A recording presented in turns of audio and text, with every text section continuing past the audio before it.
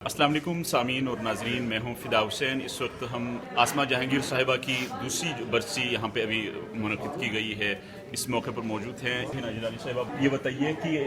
آسمہ جہانگیر کو ہم سے پچھڑے 2 سال بیت گئے، کیا کہتی ہیں کہ جب سے وہ اس دنیا سے چلی گئی ہیں، جو پاکستان میں اسٹیٹ آف ہیومن رائٹس ہیں وہ کس حد تک متاثر ہوئی ہیں؟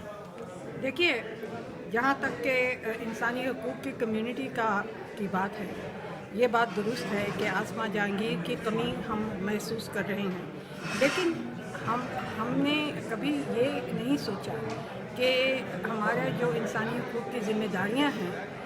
وہ ان میں کوئی کمی آئی ہے، اسی طرح چل رہی ہیں۔ ہاں، مشکلات بڑھ گئی ہیں اور چیلنجز بڑھ گئے ہیں، جیسے جیسے یہاں پر سیاسی ماحول اور خاص طور پر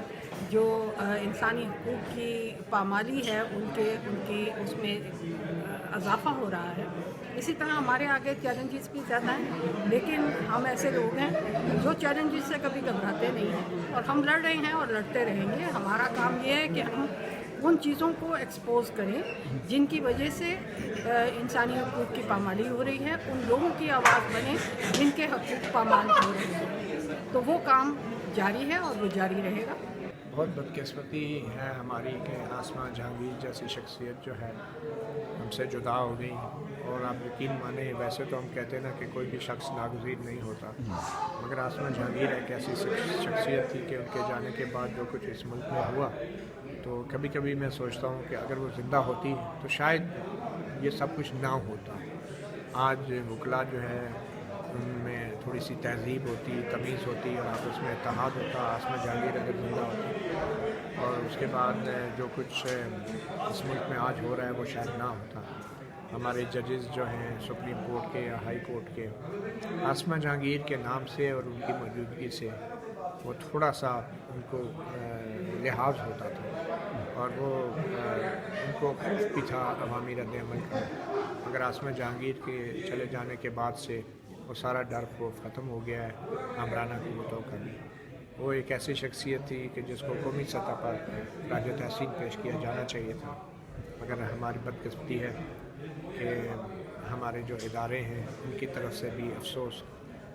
کا ایک لفظ نہیں نکلا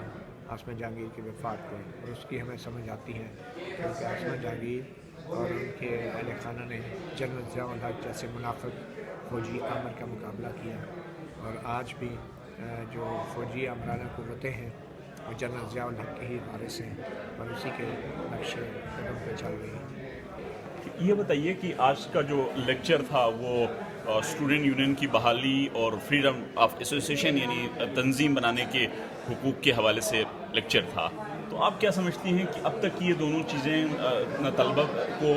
تنظیم سازی کی اجازت ابھی تک نہیں ملی جو ضیاء الحق کے دور میں اس پر پابندی عائد کی گئی، تو کون سی طاقت ہے جو نہیں چاہتی ہے کہ یہ ریسٹور ہو جائے؟ دیکھیے، ظاہر ہے یہ وہی طاقت ہے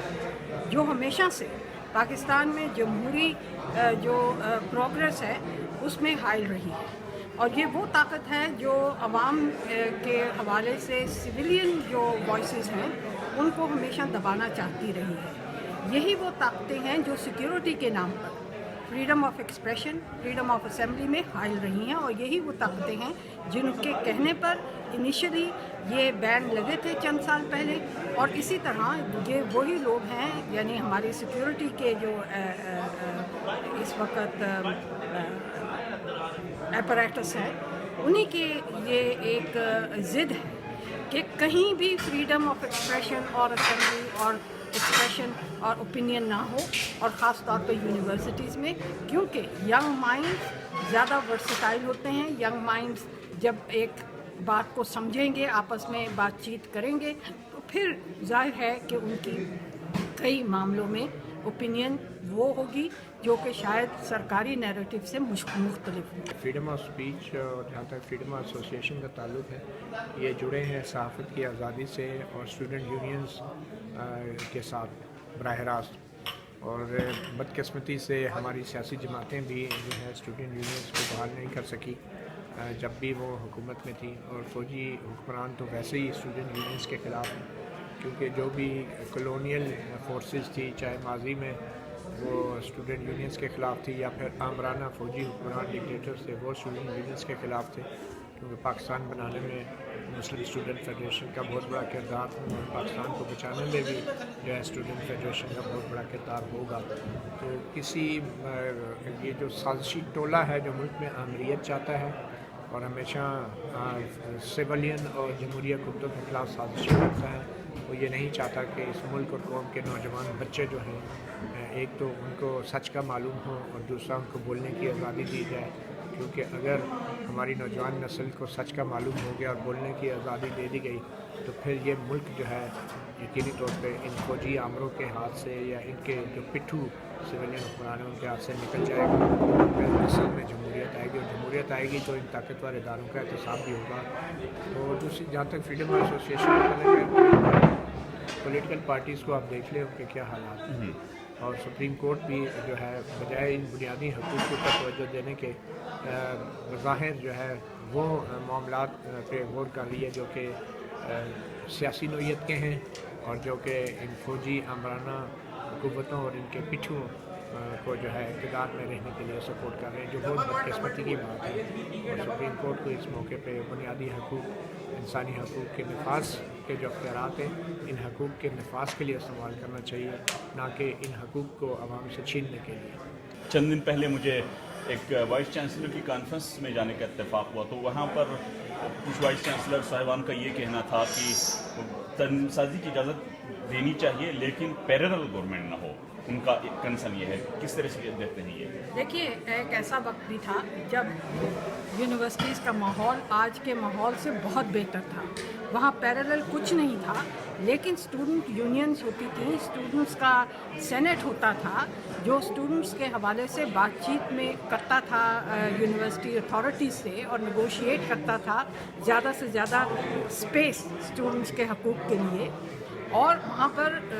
ہر قسم کے نیشنل جو مسائل ہوتے ہیں اور نیشنل ایشوز ہوتے ہیں ان کے اوپر بات چیت اسٹوڈنٹس کرتے تھے۔ یہی ہم چاہتے ہیں کہ اب بھی اس کو یہ نہ پیرلل ہوتی ہے اور نہ یہ